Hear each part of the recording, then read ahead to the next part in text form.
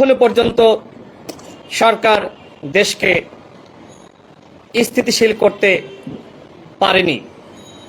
ঢাকা শহরে প্রায় প্রতিদিনই বিভিন্ন দাবি দাওয়া নিয়ে আন্দোলন, সরকারের উপর মানুষের অনাস্থার বহিঃপ্রকাশ।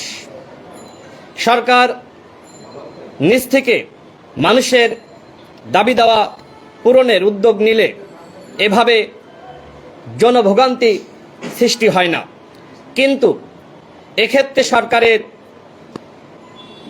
উদাসীন মনোভাব পরিলক্ষিত হয়েছে। গণঅভ্যুত্থানের সরকারের বিরুদ্ধে আন্দোলন কিংবা চাপ সৃষ্টি করে দাবি আদায় করা সত্যিই দুঃখজনক।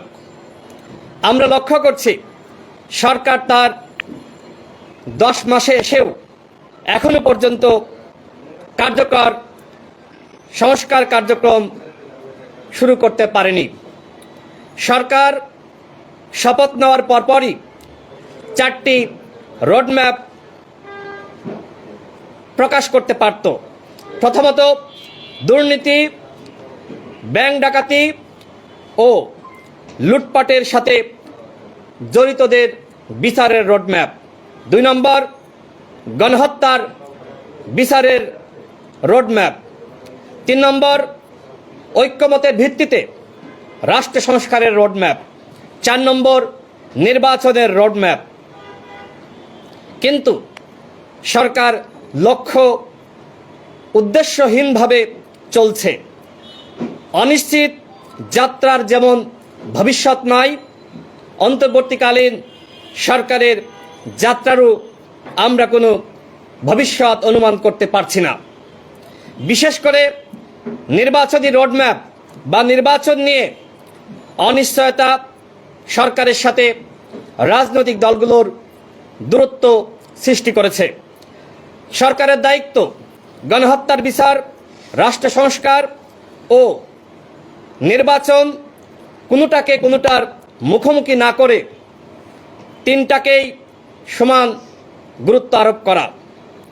অন্যথায় রাজনৈতিক দলগুলোর সাথে সরকারের দূরত্ব আরও বাড়বে এবং এতে করে জাতির ভাগ্য আকাশে অন্ধকার মেঘ নেমে আসবে। প্রিয় সাংবাদিকবৃন্দ, প্রিয় দেশবাসী, অন্তর্বর্তীকালীন সরকারের প্রধান উপদেষ্টা ডক্টর মোহাম্মদ ইউনূসের সরাসরি পরামর্শে ও তত্ত্বাবধানে গঠিত নির্বাচন কমিশন নিয়ে প্রশ্ন তুলছে কেউ কেউ।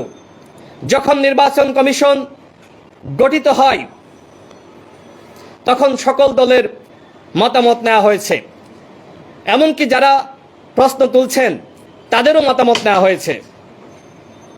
মূলত নির্বাচনকে বানচাল করতেই এবং আরেকটি ফ্যাসিবাদী ব্যবস্থা কায়েম করার জন্য কেউ কেউ এই ধরনের স্বপ্ন দেখছে এবং নির্বাচন কমিশন ঘেরাও করছে। বরং উপদেষ্টা পরিষদ গঠন নিয়ে রাজনৈতিক দলগুলোর মতামত নেওয়া হয়নি, যে কারণে উপদেষ্টা পরিষদের কতিপয় ব্যক্তি নিয়ে অনেকের আপত্তি রয়েছে। ঠিক এজন্যই গণ অধিকার পরিষদ শুরু থেকেই বলে আসছে, গণ অভ্যুত্থানের সকল স্টেক হোল্ডারদের প্রতিনিধিদের নিয়ে জাতীয় সরকারের আদলে উপদেষ্টা পরিষদ পুনর্গঠন করতে হবে। কিন্তু সরকার সেটিকে একদমই গুরুত্ব দেয়নি। শুরুতে জাতীয় সরকার করা হলে আজকে গণহত্যার বিচার, রাষ্ট্র সংস্কার ও নির্বাচন নিয়ে এমন সাংঘর্ষিক পরিস্থিতি সৃষ্টি হতো না।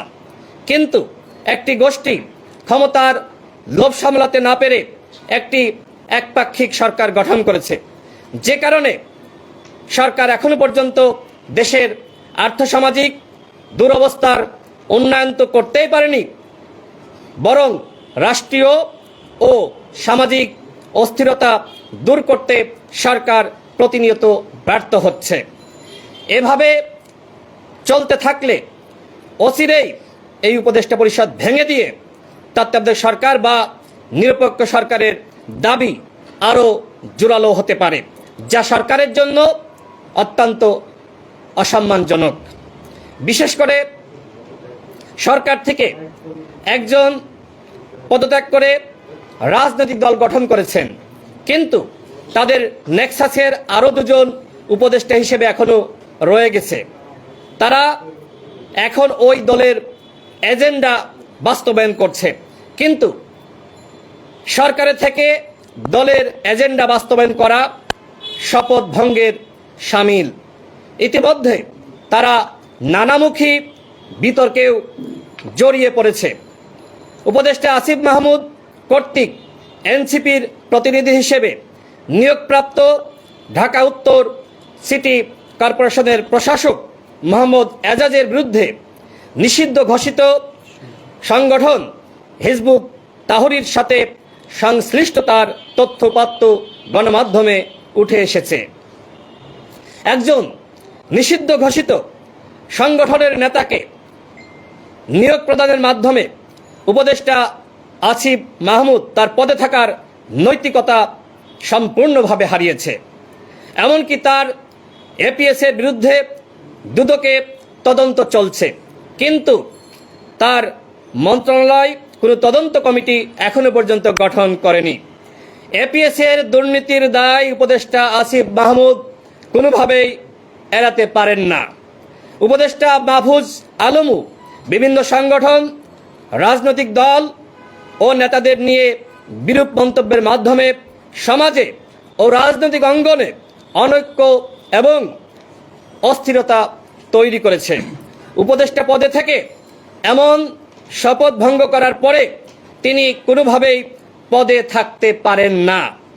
অনতিবিলম্বে এই দুজন ছাত্র উপদেষ্টার পদত্যাগ দাবি করছে গণ অধিকার পরিষদ এবং নিষিদ্ধ সংগঠন হিজবুত তাহরীর নেতা মোহাম্মদ এজাজকে উত্তর সিটি কর্পোরেশন থেকে অপসারণ করে গ্রেপ্তার না করা হলে যমুনা পক্ষ থেকে ইতিমধ্যে 48 ঘন্টার আলটিমেটাম দেওয়া হয়েছিল এবং সেই আলটিমেটাম এখনো পর্যন্ত চলছে।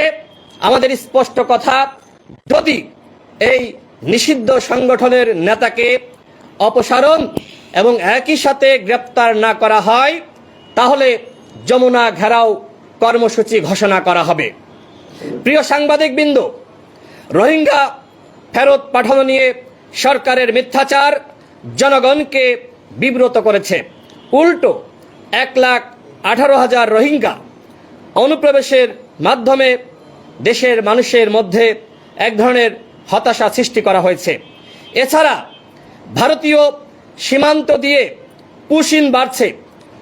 চলতি মাসে প্রায় 350 জন ভারতীয়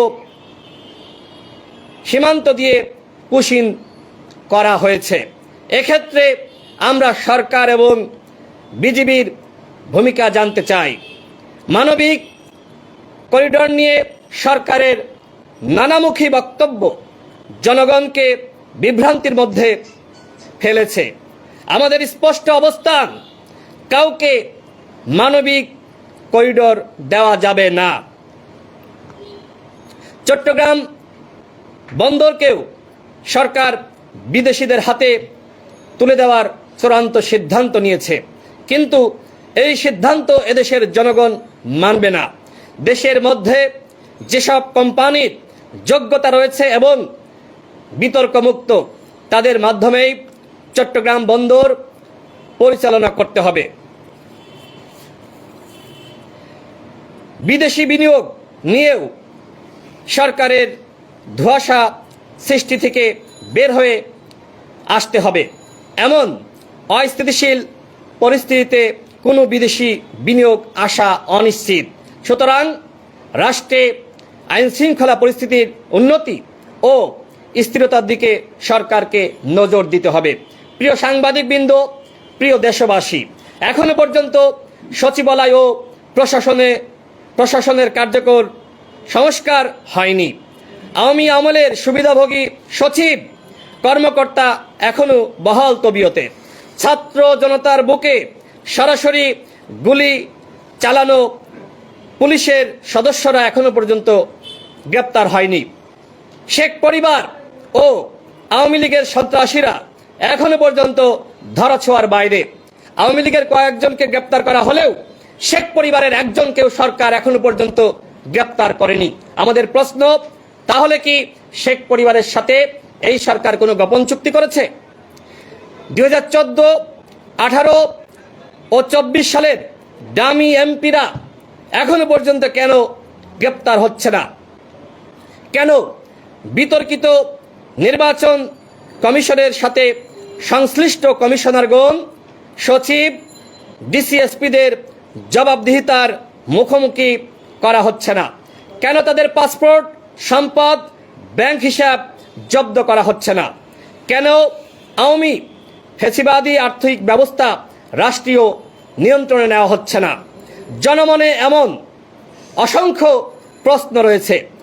এসব প্রশ্নের যথাযথ উত্তর ও সমস্যার সমাধানে কার্যকর পদক্ষেপ গৃহীত না হওয়ায় সরকারের প্রতি ধীরে ধীরে মানুষের অনাস্থা বাড়ছে। পরিশেষে নিত্যপণ্যের দাম লাগামহীনভাবে বাড়ছে। গত রমজানে সবকিছুর দাম সহনশীল রাখা গেলেও কেন রমজানের পরে সেই রমজানের আগের অবস্থায় সবকিছু ফিরে গেল? বাজার নিয়ন্ত্রণ ও সিন্ডিকেটের দৌরাত্ম্য বন্ধ করতে না পারলে গণভুত্থানের স্বাদ সাধারণ মানুষ ভোগ করতে পারবে না। সরকারকে এদিকে মনোযোগ দেওয়ার আহ্বান জানাচ্ছি। পরিশেষে আমাদের যে মোট কথা সেটি হলো, শেখ হাসিনার রাষ্ট্র দখলের আইন প্রয়োগ করে কোনো প্রশাসক নিয়োগ দেওয়া চলবে না এবং অবৈধ আইনে নিয়োগকৃত সকল প্রশাসকদের নিয়োগ বাতিল করতে হবে। আগামী এক সপ্তাহের মধ্যে জাতীয় নির্বাচন নিয়ে সংলাপের আয়োজন শুরু করতে হবে। আগামী সেপ্টেম্বর মাসের মধ্যে জাতীয় নির্বাচনের তফসিল ঘোষণা করতে হবে। এনসিপির উপদেষ্টা ও সরকারের দপ্তর থেকে এনসিপির ছাত্র প্রতিনিধিদের পদত্যাগ করতে হবে।